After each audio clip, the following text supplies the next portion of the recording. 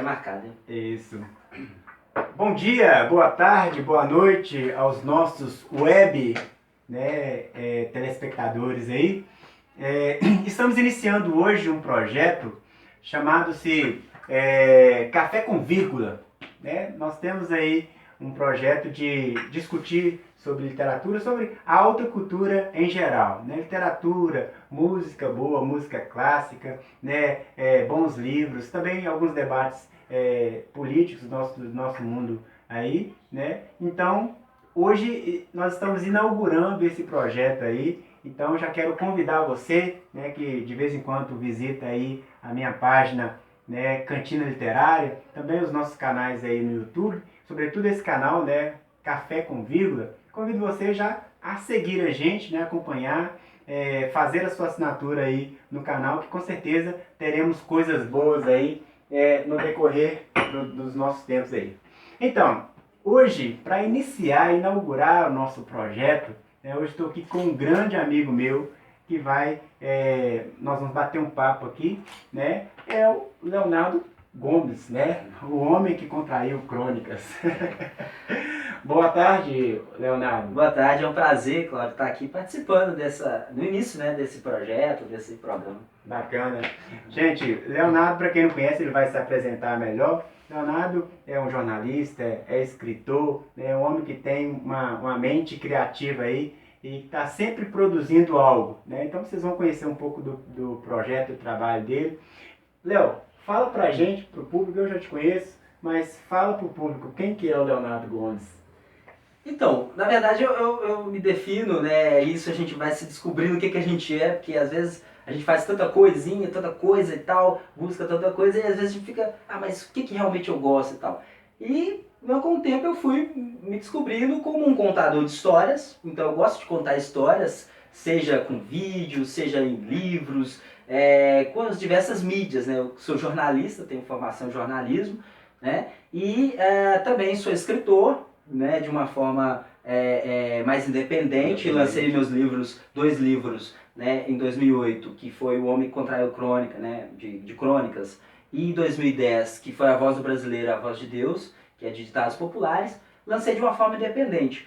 Então, sou um escritor independente, que agora, tem uns 4 anos, eu trabalho num projeto de catalogar os mascotes do futebol brasileiro e transformar isso em um livro também, né?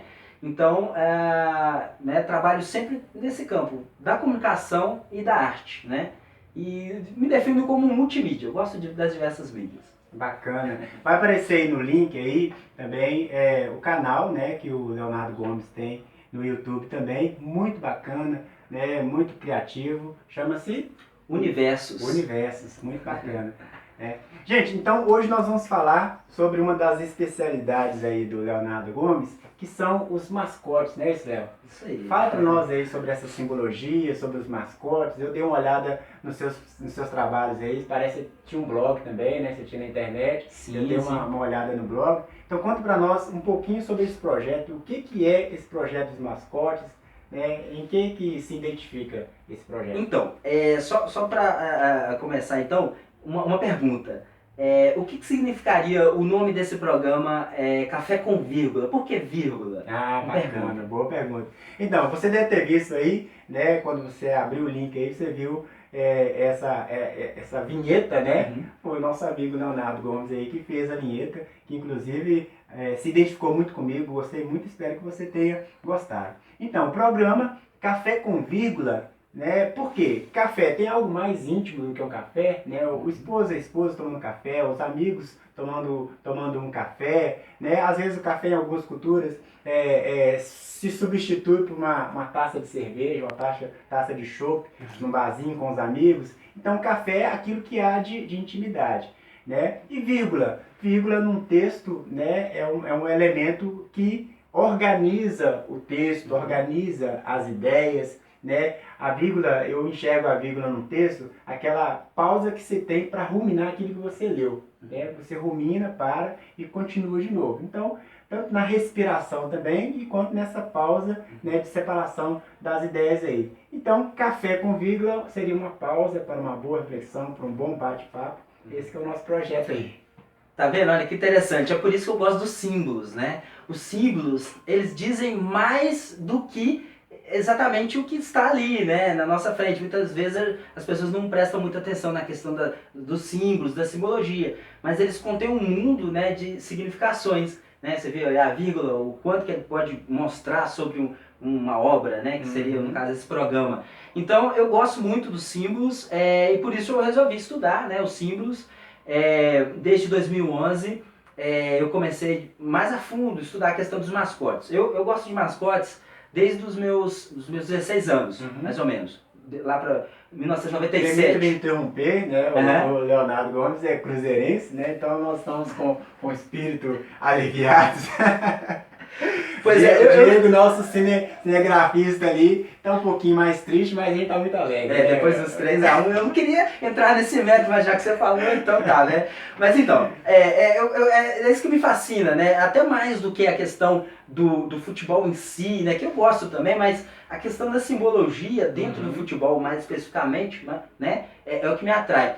Eu gosto de símbolos de uma maneira geral. Veja bem, por exemplo, um símbolo que eu acho bem interessante, o arco-íris. O arco-íris, se a gente pegar o arco-íris, né, quando lá para os gregos já existia um misticismo tão grande no arco-íris que ele foi tido como uma deusa, né, a deusa Íris, que era uma mensageira entre os deuses gregos, né, e o homem.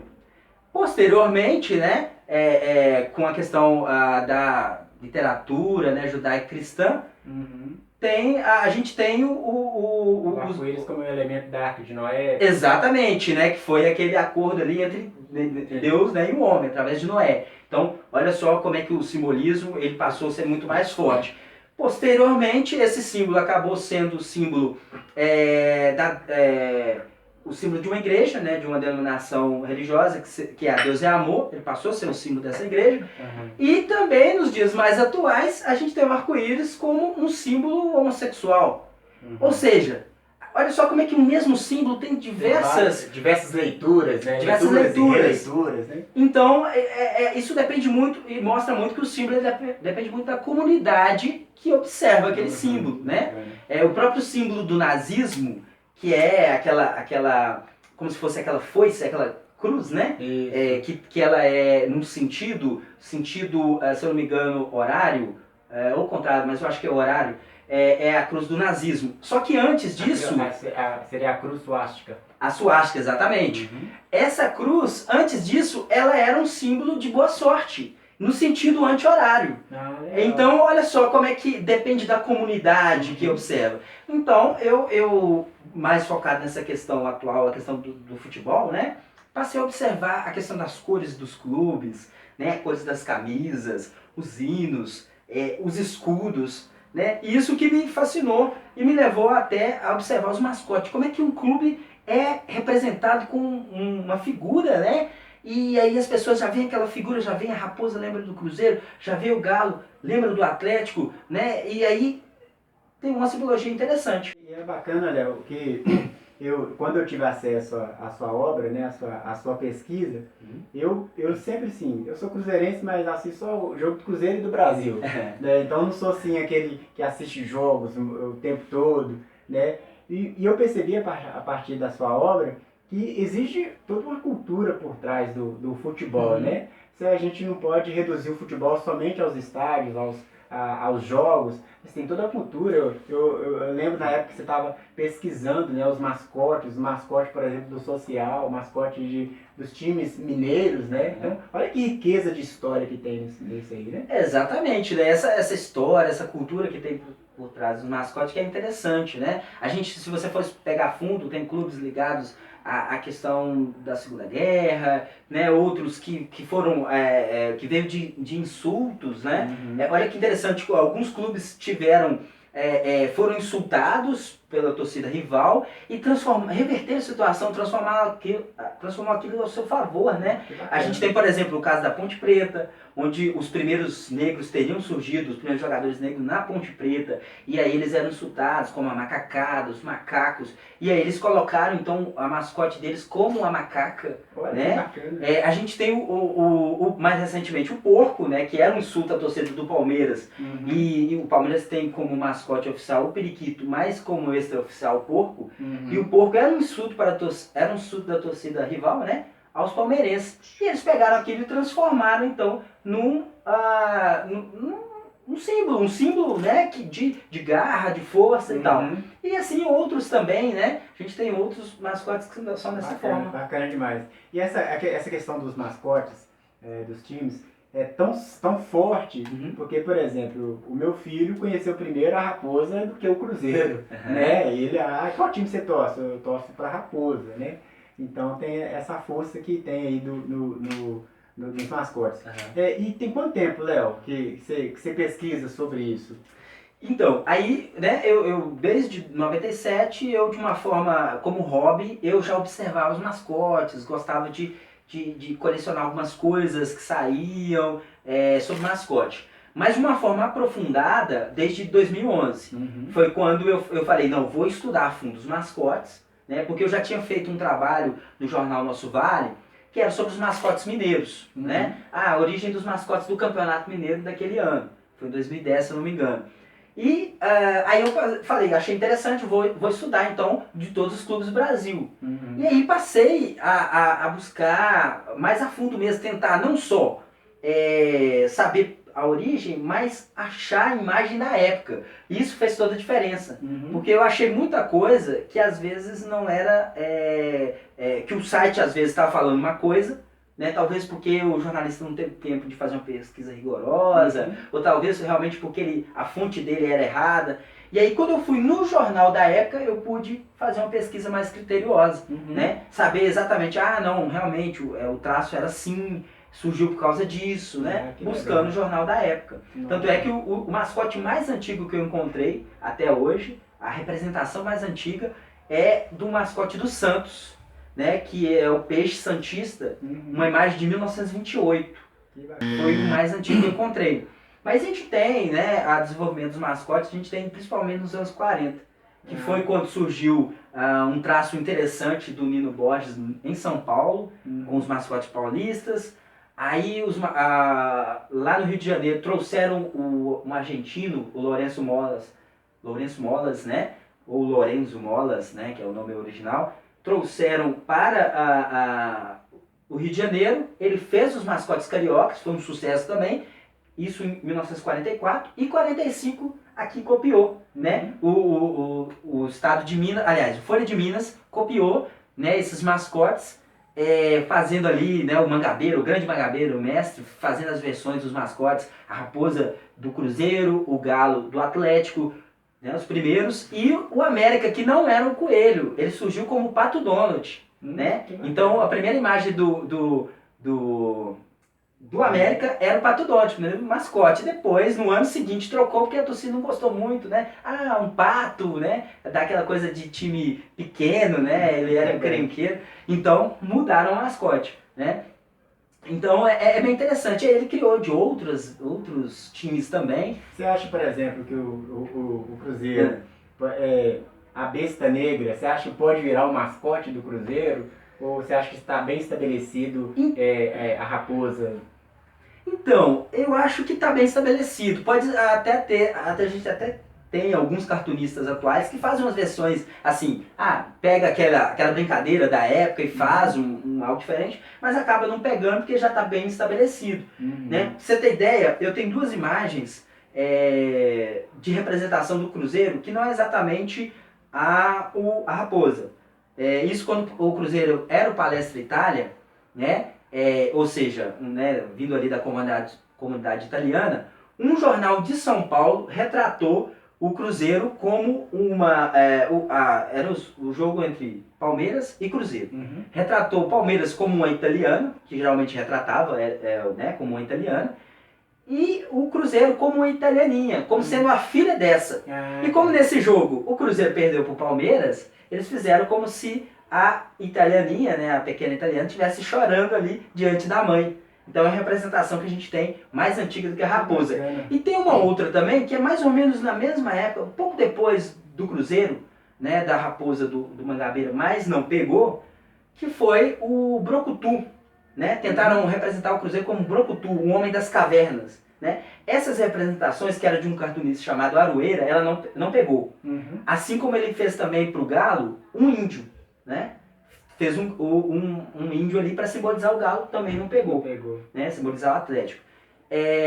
Mas o Atlético já era conhecido como índio também, isso antes do galo, só que não pegou. Né? Pesquisa que eu tive acesso ao seu trabalho, eu vi que reporta muito aos jornais, né? A boa época do jornal, jornal em folha impresso mesmo, né? Os pequenos informativos, as revistas, né? Quanto fez parte da nossa história isso, que infelizmente, ou felizmente, não sei, ou por objeto do destino, está sendo substituído por outros veículos, né? Hoje é a internet, os vídeos, o WhatsApp, as distribuições dessas imagens virtuais. Como que você enxerga hoje, e está sendo muito usado, principalmente em jogos de grandes rivais, como que é hoje, por exemplo, como que você vê hoje essa distribuição, essa panfletagem aí de mascotes, de banners, de brincadeiras com times? Como que você enxerga isso? Então, como você falou, é uma questão de evolução, né?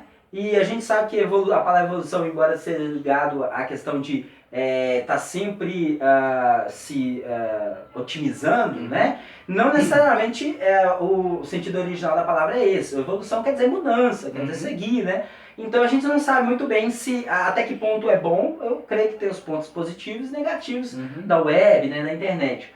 Mas assim, vamos pegar os mascotes. A gente tem mais ou menos 3 fases. A primeira fase, onde os mascotes foram criados pela imprensa, nos jornais e tudo mais. Isso acabou sendo aceito foi aceito pelo povo, né, pela opinião pública. A gente tem um segundo momento onde foi quase uma transição disso, né? A gente teve uma reformulação de alguns mascotes, por exemplo, o Urubu do Flamengo, ele veio depois do Popeye, né? Era o Popeye, depois veio o Urubu do Flamengo. Então teve essa reformulação. E a terceira fase, que é uma coisa mais marketing. Hoje a gente vive uma área de marketing. Então o clube já nasce, ele já quer fazer o mascote, já quer fazer o escudo, o hino, tudo de uma vez. E às vezes aquilo não pega, porque não tem o apreço da opinião pública. Do povo, né? Exatamente. Então é isso, eu acho que as coisas têm que ser feitas um pouco mais cautela, né? As pesquisas têm que ser baseadas não só na internet, mas buscar as fontes originais, que a gente chama de fontes primárias, né? E não somente as fontes secundárias, que é, por exemplo, uma entrevista que você fez com alguém é uma fonte secundária. Mas de repente você ir direto na fonte, aquele entrevistado, é uma fonte primária. Então é isso. Eu acho que é isso que vai contribuir para o crescimento de uma obra ou de uma pessoa. É ele não abandonar uma coisa e pegar outra, né? E ficar com a outra. E sim ele unir. Ele pegar tanto, né, as fontes primárias, as fontes secundárias, os jornais e revistas com a internet. Isso vai dar uma riqueza para o trabalho dele. Né? Eu acho que é isso que funciona no final das contas. Bacana. Acho que vai dar 2 programas esse bate-papo, porque é muito interessante, né? Então a gente vai marcar um outro momento. Léo, foi muito bom tomar um café com você, né? Aí, eu queria cumprimentar você aí que assistiu o nosso primeiro programa, né? Segue lá, dá um linkzinho lá, um likezinho, né, no canal do YouTube lá. Segue a nossa página, de tempo em tempo a gente vai se organizando e vai tendo novidades. Um abraço para você, até logo. Ok, tchau.